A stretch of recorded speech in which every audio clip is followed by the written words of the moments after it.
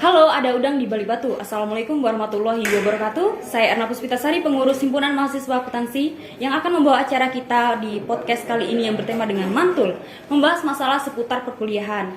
Jadi kali ini kita akan mengupas tuntas mengenai aspirasi mahasiswa, khususnya di jurusan akuntansi bersama Ibu Dr. Rulianti Susiwardani. Oke. Selamat sore, Bu. Selamat sore. Mbak siapa namanya? Mbak Erna. Oh, Mbak Erna. Oke, langsung saja nih, Bu ya. Silakan.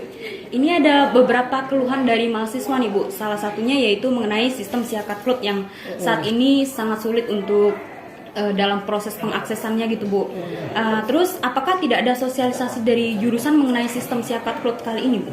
Oke, terima kasih atas pertanyaan terkait tema hari ini adalah mantul ya. Jadi sebenarnya memang ini Siakat Flut ini baru ya. Baru dari sistem yang kemarin, jadi dari sistem yang baru Siakat Flut. Kami akan berusaha untuk mensosialisasikan jurusan akuntansi terkait dengan filter-filter yang ada di Siakat Flut tersebut. Karena terus terang aja memang kami jurusan cukup sibuk sekali, namun ini luar biasa sekali masukannya. Nanti akan kami coba dengan staf kami juga terkait dengan sosialisasi terkait dengan Siakat Flut itu nanti ada. Oke, baiklah, berarti untuk teman-teman dan saya juga akan menunggu sosialisasi dari pihak jurusan ya, Bu. Ya, silakan. Pertanyaan selanjutnya nih, apakah ada upaya dari pihak jurusan dalam membantu mahasiswa yang meminta bantuan penurunan UKT bagi mahasiswa yang penghasilannya tidak menentu atau kurang mampu, Bu? Oke, terima kasih untuk pertanyaannya. Upaya jurusan ada, tetapi kita kan ada peraturan ya, ada peraturan yang harus kami jalankan. Namun pihak jurusan biasa merekomendasikan ada formulir kami tanda tanganin untuk direkomendasikan mereka itu untuk mendapat yang namanya UKT tersebut. Tetapi kami kan ada aturannya, ada peraturan yang diterapkan oleh pihak rektorat terkait dengan itu kami harus mengikuti aturan-aturan tersebut. Tapi pada prinsipnya pelayanan daripada rekomendasi itu kami selalu standby di jurusan. Gitu. Baik, jadi untuk mahasiswa yang merasa kurang mampu dalam masalah pembayaran uang kuliah tunggalnya, silahkan mengajukan dulu ke pihak jurusan, maka pihak jurusan akan mengirimkan surat rekomendasi ya, Bu ya. Oke, pertanyaan selanjutnya nih, Bu. Ini ada salah satu mahasiswa yang memberikan saran untuk diadakan tutor sebaya daring. Bagaimana pendapat Ibu tentang hal ini? Tutor maksudnya apa, tutor bayar daring? Kayak itu, Bu, kayak bimbingan konseling. Oh silakan. Kalau tutor itu akan kami lakukan ya, silakan nanti ada hal itu dengan adanya yang program Himaksi ini ya, masukan mahasiswa itu ya terkait dengan ini akan kami upayakan untuk nanti adanya tutor yang konseling tersebut. Terima kasih buat pertanyaannya ya, buat sarannya kepada jurusan, karena kami berharap jurusan akuntansi ini akan lebih baik dan lebih baik lagi gitu. Amin. Baik, langsung ke pertanyaan selanjutnya aja ya, Bu ya. Iya. Ini ada selanjutnya itu ada waktu pengumpulan pada saat UTS atau UAS secara online. Terkadang ada yang terkendala dengan sinyal, scan dan sebagainya. Bahkan ada jawaban yang ditolak hanya karena telat beberapa menit sehingga perlu mengulang tahun depan. Itu bagaimana sih? Apakah sebenarnya ada toleransi mengenai pengumpulan secara online ini? Secara toleransi ya, secara misal diumumkan gitu, ada toleransi tidak. Namun ketika mahasiswa mengalami seperti itu memang persoalan itu memang jelas, dia telat dalam beberapa menit, kemudian sarana dan prasarana dia memang tidak mencukupin, silakan ngadep ke jurusan, nanti jurusan ada solusinya gitu. Tapi dengan catatan, nanti akan diinterview kenapa dan mengapa, sehingga ini memang benar-benar terjadi, bukan nanti dibuat-buat oleh mahasiswa. Mahasiswa ini kan banyak cara, bukan misalnya mendisiplin mahasiswa tidak, tetapi tetap nanti jurusan akan memecahkan masalah yang dihadapi kalau memang kondisinya beberapa menit, karena memang itu tadi kita memang sarana dan prasarana khususnya mahasiswa kota dan lain sebagainya yang belajar jarak jauh misalnya di daerah memang kendala. Ada beberapa hal memang yang kami ladenin ketika mahasiswa itu mengalami, misalnya MBKM ini ada mahasiswa yang memang belum mengambil mata kuliah, maka solusinya ada beberapa, kami buka kelas dan lain sebagainya. Itu tetap, tapi harus dikomunikasikan dengan jurusan sehingga kami jurusan tahu persoalannya. Kadang-kadang memang jurusan banyak sekali aktivitasnya, sehingga kami perlu kami dipantau dan kami pula perlu dievaluasi, sehingga nanti memang kami selalu terima saran dan kritik dari mahasiswa, karena kritik dan saran itu merupakan langkah awal untuk kemajuan daripada program kita. Benar sekali, Bu. Oke, jadi kalau misal ada keluhan kayak masalah gitu bisa langsung ke jurusan aja ya, Bu? Kemarin tuh misalnya satu lagi yang sudah kita implementasikan, mahasiswa minta kalau bisa bimbingan itu dari mahasiswa minta pembimbingnya. Namun kami siapkan formulirnya, borangnya, judul dan lain sebagainya. Tetapi tidak semua diakomodir. Minimal ada pembimbing 2 yang sesuai, karena pemikiran kami ketika mahasiswa tersebut skripsinya atau penelitiannya sesuai dengan dosen yang diinginkan, kadang-kadang chemistry-nya dapat, sehingga memang kelancaran daripada skripsinya itu optimal ya. Nah, itu juga sudah kita cukup efektif dengan yang dilakukan oleh kami terkait dengan formulir untuk bimbingan. Ternyata semester ini mahasiswa kita jurusan akuntansi 52 orang yang lulus skripsinya. 52 orang, dan ada berapa orang yang pujian. Karena itu tadi kami menggunakan formulir. Kadang kan ada yang satu nggak suka dengan ini, bukan dalam arti kita apa, tetapi ketika mahasiswa itu dalam bimbingan skripsi sudah kena chemistry-nya, kan itu akan proses kelancaran dari penyusunan skripsi itu akan terjadi. Itu salah satunya, tapi banyak salah banyaknya gitu kan. Itu salah satunya untuk proses belajar dan mengajar di jurusan akuntansi tetap optimal gitu. Oke, jawaban yang luar biasa sekali dari Ibu Rulianti. Jawabannya secara terperinci sekali nih teman-teman ya. Pertanyaan selanjutnya nih Bu. Oke, untuk materi yang terkadang tidak ada penjelasan dari dosen yang mengajar, ini pun ada mahasiswa yang mengeluh ketika sudah mengirimkan pesan sangat sopan, namun terkadang hanya dibaca saja sehingga mahasiswa sulit mendapatkan kepastian. Bagaimana tanggapan Ibu untuk mengupayakan atau menanggapi akan hal ini? Apakah ini tadi sama dengan sistemnya kejurusan sama kayak pengumpulan online yang telat tadi Bu? Koordinasikan aja ke jurusan. Kami ada mekanisme atau cara-cara ketika memang ada hal seperti itu, tetapi nanti kami akan kami akan sembunyikan yang mahasiswa tersebut, dan kami juga akan klarifikasi benar atau tidak. Kami tidak serta-merta bahwa aduan dari mahasiswa itu langsung kami proses, tapi kami pelajari dulu. Dan memang kalau itu terjadi, kami ada sistem penilaian, kemudian kami secara pendekatan kepada dosen tersebut akan kami sampaikan dengan cara-cara kami yang bijak, sehingga memang satu sama lainnya bisa memahami apa hal tersebut tadi. Jadi buat teman-teman yang masih mempunyai kayak kendala-kendala gitu, silakan ke jurusan atau menemuin dengan Ibu Rulianti juga. Terus pertanyaan selanjutnya nih Bu ya, langsung aja ya.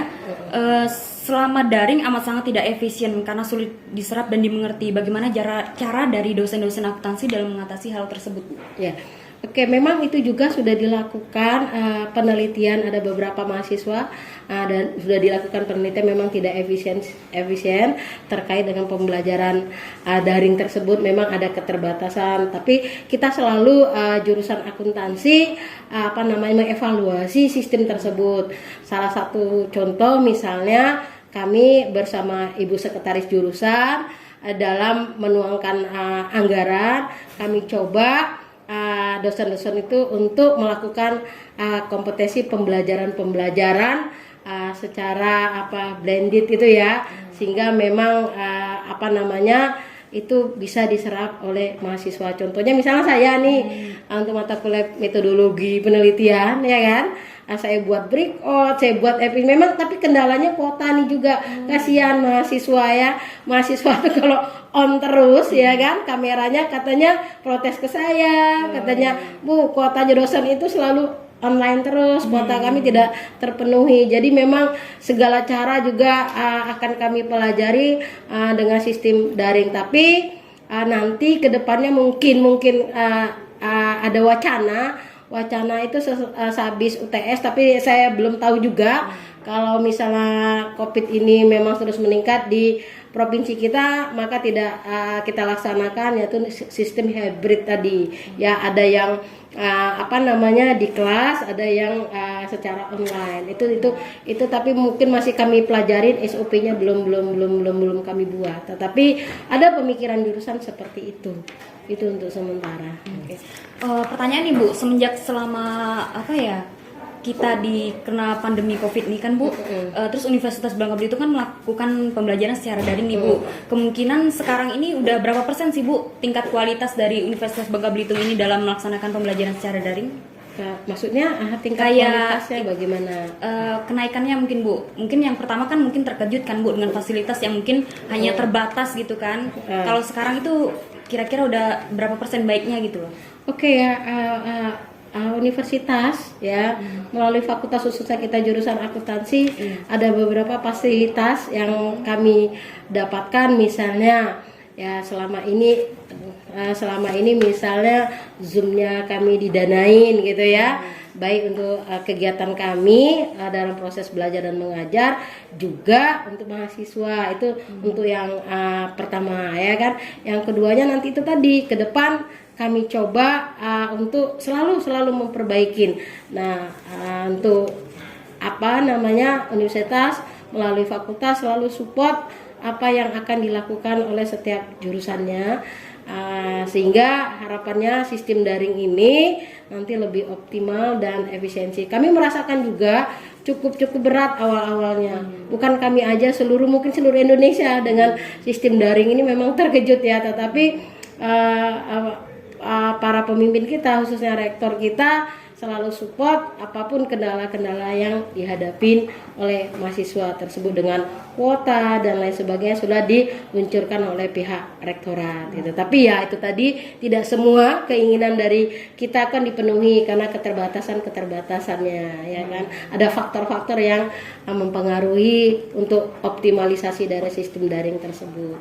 Harap maklum, tapi tetap kami selalu mengevaluasi sistem ini. Nah, makanya tadinya si akad yang cukup rumit ya kemarin, maka pihak pimpinan kita coba yang si akad PLUT yang memang kami anggap dosen itu cukup mudah menurut kami ya, menurut jurusan akuntansi filternya itu cukup mudah. Itu aja untuk sementara. Tetapi walaupun bagaimana kita kan juga belajar yang namanya sistem itu ada kelemahan dan keandalannya. Tinggal kita lihat bagaimana apakah lebih besar manfaatnya gitu kan. Tapi nanti ini kan dalam proses evaluasi kita lihat bagaimana. Tetapi pimpinan baik fakultas maupun universitas maupun jurusan tetap melakukan yang terbaik buat mahasiswanya.